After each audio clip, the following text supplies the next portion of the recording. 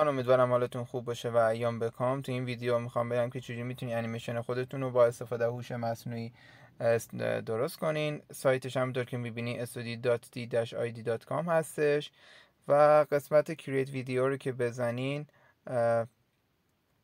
این صفحه بالا میاد و اینجا قسمت پایین اد رو که بزنین عکس مورد نظر رو انتخاب میکنیم و در قسمت بالا هم یعنی اینجا اسکریپت رو بزنین متن میتونین بنویسین و یه قسمت اودیو داره.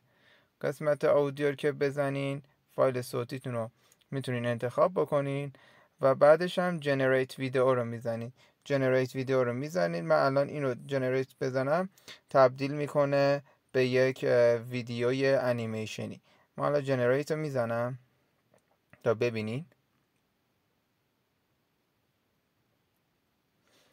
خب این الان داره جنریت میکنه و بعد از جنریت کردن میتونیم ویدیو رو ببینیم. یکم زمان میبره، طبیعیه.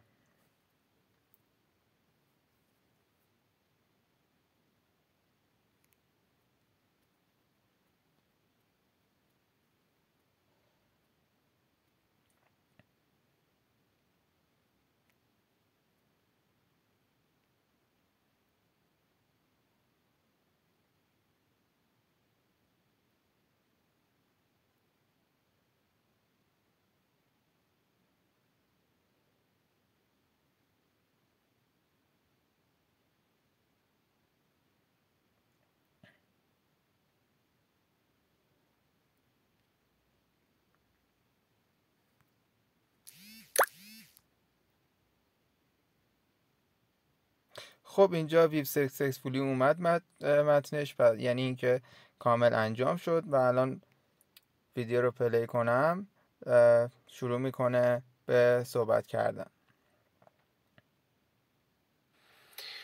خب روش این هم از این ویدیو. امیدوارم خوشتون اومده باشه و به کارتون اومده باشه. با این سایت و با این کار میتونین کسب درآمد کنین، چه به دلاری و چه به ریالی، و خیلی کار فانی هم هست و قابل توجه که من این نکته بهتون بگم که پلن داره و میتونین از پلن‌های مختلفش استفاده بکنین و هر کدوم هم مبالغ خاص خودشو داره و باید به صورت دلاری پرداخت بکنین تا بتونین ویدیوهای بهتری و با تایم‌های بیشتری درست کنین، چون محدود این سامانه.